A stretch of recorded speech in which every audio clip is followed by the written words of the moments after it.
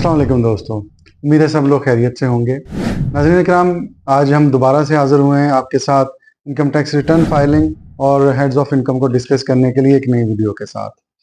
इस वीडियो में हम next head of income discuss करेंगे। जैसा कि पिछली सीरीज़ के साथ हम चलते आ रहे हैं, हमने अभी तक इनकम फ्रॉम सैलरी डिस्कस कर ली, हमने इनकम फ्रॉम प्रॉपर्टी डिस्कस कर ली, हमने income from capital gains discuss कर लिए। आज हम डिस्कस करने जा रहे हैं इनकम फ्रॉम अदर सोर्सेज। जी तो दोस्तों और मुज़र टैक्स गुज़ारान, आइए सबसे पहले तो ये चीज़ डिफाइन कर ली जाए कि इनकम फ्रॉम अदर सोर्सेज में वो कौन सी इनकम्स हैं जो कि इंक्लूड की जाती हैं। सबसे इसका थंब रूल तो ये है कि वो तमाम इनकम इसमें आएगी जो कि बाकी 4 हेड्स ऑफ इनकम में नहीं आती, जो कि मैं बयान कर चुका हूँ, जो कि है सैलरी, प्रॉपर्टी है, आपकी बिजनेस इनकम है या कैपिटल गेन्स हैं। इसके अलावा तमाम इनकम जो है वो इस हेड में चार्ज की जाएंगी, जो कि नॉर्मली इसको सेपरेट ब्लॉक ऑफ इनकम कहा जाता है, और इसके ऊपर टैक्स भी नॉर्मली जो है वो फाइनल और एफटीआर में आता है या फाइनल डिस्चार्ज ऑफ लायबिलिटी कहा जाता है। इसमें सबसे पहले अगर देखा जाए तो डिविडेंड्स आ जाते हैं। आपको किसी भी कंपनी की तरफ से आपको जो है डिविडेंड रिसीव हो जाते हैं। इसके साथ साथ रॉयल्टीज की पेमेंट है जो कि आपको की जा सकती है। प्रॉफिट ऑन डेट है, जो कहीं भी आप किसी बैंक में या एनबीएफसीज में आपने जो है वो अपना अमाउंट डिपॉजिट किया और उससे ऊपर आपको जो है प्रॉफिट ऑन डेट आ रहा है।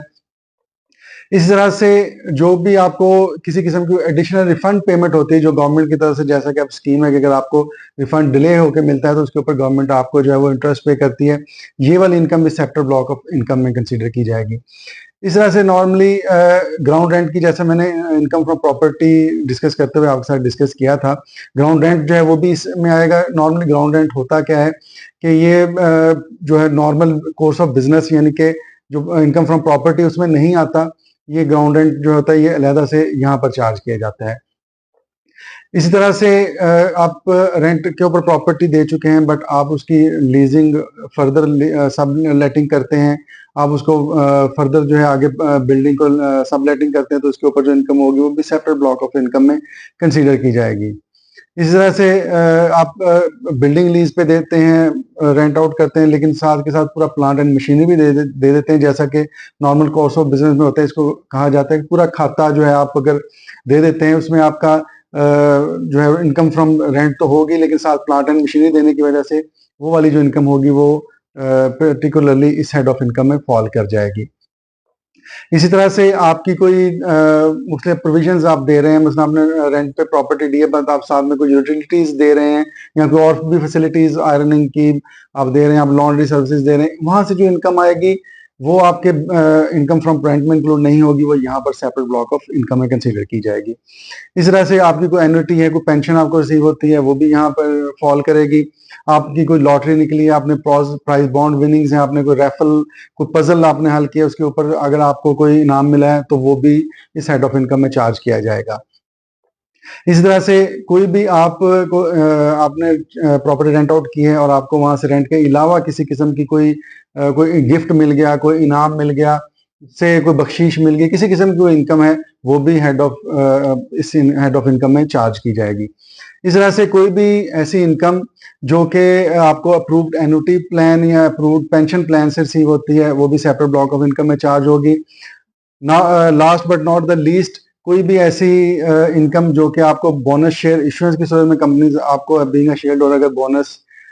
शेयर्स इशू करती है तो उससे होने वाली इनकम भी इस हेड ऑफ इनकम में चार्ज की जाएगी। जी तो दोस्तों, ये वो तमाम सोर्स ऑफ इनकम थे जो मैंने आपके साथ डिस्कस किए डिटेल के साथ, जो कि इस हेड ऑफ इनकम यानी इनकम फ्रॉम अदर सोर्स में as a separate block of income आपको चार्ज किए जाएंगे किसी भी टैक्स ईयर में। यहाँ पर एक दो बातें और भी आपके साथ डिस्कस करने वाली हैं। यहाँ कह लें कि एक दो किस्म की और भी इनकम आपको हो सकती हैं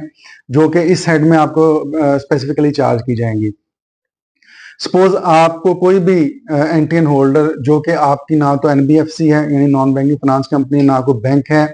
या ना ही आपका वो रिलेटिव है जो के रिलेटिव या ब्लड रिलेशन की कैटेगरी में आते हैं, वो अगर आपको कोई अमाउंट ट्रांसफर करता है और करता भी नॉन बैंकिंग चैनल के जरिए यानी कि डीडी, बैंक ट्रांसफर या क्रॉस चेक के जरिए पेमेंट नहीं करता, तो वो भी आपकी इनकम ही गिनी जाएगी। यस, इसको जहन में रखिएगा, वो आपकी इनकम कंसिडर होगी और इस हेड में इनकम फ्रॉम अदर सोर्स में आपको सेपरेट ब्लॉक ऑफ इनकम के तौर पर चार्ज करते हुए आपको टैक्स चार्ज किया जाएगा गवर्नमेंट डिपार्टमेंट की तरफ से।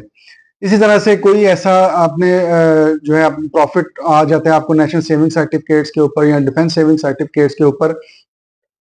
जो कि आपको इन एरियाज रिसीव हुआ है। एक तो आपको हर साल आपको जो है वो इन सर्टिफिकेट्स के ऊपर जो है वो प्रॉफिट आता है, लेकिन सम टाइम्स को ऐसा प्रॉफिट जो कि पिछले सालों का होता है इन एरियाज जमा होता है किसी भी वजह से, रेट ऑफ प्रॉफिट चेंज होने की वजह से या किसी भी वजह से अगर आपको इन एरियाज रिसीव हुआ है तो वो भी यहाँ पर आपको चार्ज किया जाए, इनकम फ्रॉम अदर सोर्सेज में चार्ज किया जाएगा। लेकिन उस सूरत में ये हो सकता है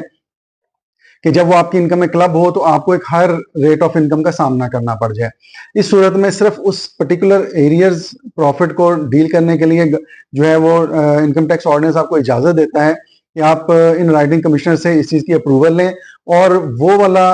जो प्रॉफिट है वो उसी ईयर में जाकर आपको चार्ज किया जाए जिस ईयर में अगर वो एक्चुअली अगर आपको वसूल होता तो आप उसके ऊपर टैक्स अदा करते हैं। ये सेम वही ट्रीटमेंट है, मैं आपकी हेल्प के लिए बता दूं, जो कि सैलरी इन एरियाज में भी हम अडॉप्ट करते हैं। तो ये दो मजीद हेड्स हैं जिसके जरिए से आपको इनकम आ सकती है और जो कि इनकम फ्रॉम अदर सोर्सेज में आपको चार्ज की जाए। जी तो नाज़रीन, ये अभी हमने ऊपर तमाम हेड्स ऑफ इनकम जो है वो सोर्सेज ऑफ इनकम डिफाइन कर दी जो कि under the head income from other sources में आपको चार्ज किए जा सकते हैं। अब जैसा कि बाकी हेड्स ऑफ इनकम की भी स्कीम है कि वहां पर आपको इनकम के साथ साथ कुछ डिडक्शंस भी अलाउड होती हैं, इसी तरह से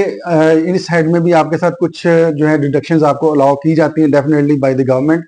आइए वन बाय वन देखते हैं। उसमें सबसे पहले तो वो एक जनरल कॉन्सेप्शन जो है कि जो भी एक्सपेंस आपको इस इनकम को अर्न करने के लिए आप एक्सपेंस करते हैं वो तमाम का तमाम एक्सपेंस आपको अलाउएबल डिडक्शन के तौर पर जो है वो अलाउ किया जाएगा। इस तरह से कोई आपने जैसे कि प्रॉफिट ऑन डेट वगैरह पे जो होता है, अगर आपने कोई ज़कात डिडक्ट हो गई एट सोर्स हो गई अंडर ज़कात एंड उशर ऑर्डिनेंस, वो भी आपका एक अलाउएबल एक्सपेंस कंसीडर किया जाएगा। इस तरह से जैसे हमने ऊपर बयान किया कि अगर आप बिल्डिंग के साथ प्लांट एंड मशीनरी पूरा खाता सबलेट करते हैं तो उसके ऊपर जो आपको डेप्रिसिएशन अलाउ की जाएगी, इसी तरह से इनिशियल अलाउंस जो कि बाकी डेप्रिशिएबल एसेट्स के ऊपर अलाउ किए जाते हैं, उसी तरह से वो प्रोविजंस भी आपको यहाँ पर एज अ डिडक्शन अलाउ होंगी। ताहम यहाँ पर जहन में बिल्कुल रहना चाहिए, कोई भी ऐसा एक्सपेंस जो कि आपने किसी और हेड ऑफ इनकम में चार्ज किया है वो यहाँ डिडक्टेबल है, उस हेड ऑफ इनकम में वो यहाँ पर आपको as a deductible allowance allow नहीं किया जाएगा। इसी तरह से जैसे कि इनकम फ्रॉम बिजनेस या अदर सोर्सेज में है कि सेक्शन 21 डिफाइन करता है वो कि आपको कौन कौन सी डिडक्शंस अलाउड हैं, वो तमाम की तमाम जो है वो इस हेड ऑफ इनकम में के ऊपर भी उसी तरह से अप्लाई की जाएंगी। इसी तरह से कोई ऐसा एक्सपेंस आपने किया है जिसकी यूजफुल लाइफ 1 साल से ज्यादा है, हम इसको कैपिटल नेचर ऑफ एक्सपेंस कहते हैं। ऐसा कोई भी एक्सपेंस होने वाला जो होगा वो आपकी इसी इनकम के अगेंस्ट हुआ है जो कि सेपरेट ब्लॉक ऑफ इनकम है, बट वो आपको as an allowable deduction allow नहीं किया जाएगा। देखा नाजरीन, ये वो तमाम चीजें थी जो आपके साथ डिस्कस की गई वन बाय वन, जिसमें सोर्स ऑफ इनकम भी डिफाइन कर दिए मैंने आपके साथ, डिडक्टेबल अलाउंसेस या डिडक्टेबल एक्सपेंसेस भी डिस्कस कर दिए। अपनी तरफ से मैंने मुकम्मल कोशिश की है कि मैं आपके साथ जो है हर इस एस्पेक्ट को कवर कर सकूं, ताहम अगर कोई चीज़ रह जाए आपके नज़दीक या आप समझते हैं कि इसमें मज़ीद क्लैरिफिकेशन की ज़रूरत है या आपकी कोई इनकम जो इस साइड में चार्ज करती है उसके बारे में कोई रहनुमाई चाहते हैं, तो प्लीज़ हमारे साथ रब्ता कीजिए। हमारे कॉन्टैक्ट्स आपके साथ ऑलरेडी शेयर किए जा रहे हैं। बहुत बहुत शुक्रिया।